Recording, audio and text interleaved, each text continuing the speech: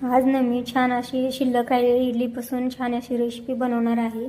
तर त्यासाठी मी इडली बारीक करून घेतली, कांदा, हिरवी मिरची, टोमॅटो आणि कढीपत्ता इथं कट करून घेतलेले इथं, आणि इकडं तेल टाकून त्यात जिरी मोहरी टाकून छान अशी तडतडून देणार आहे।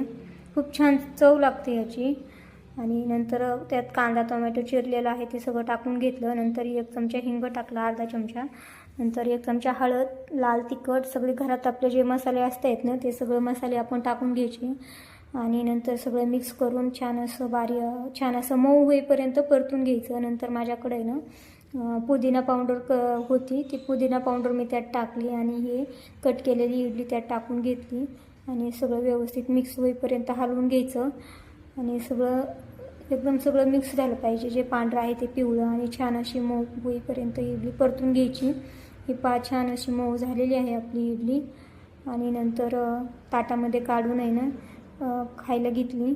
तर आपण चटणीसोबतही खाऊ शकतो आणि चटणी न वापरता आपण ना फक्त चमच्यानेही खाऊ शकतो पोह्यासारखी। खूप छान टेस्ट लागते। आपण याला नाव द्यायचं म्हणलंच तर इडली पोहे असंही म्हणू शकतो, पण खायला खूप टेस्टी लागते। शिल्लक राहिलेली इडलीचं तुम्ही अवश्य बनवू शकताय।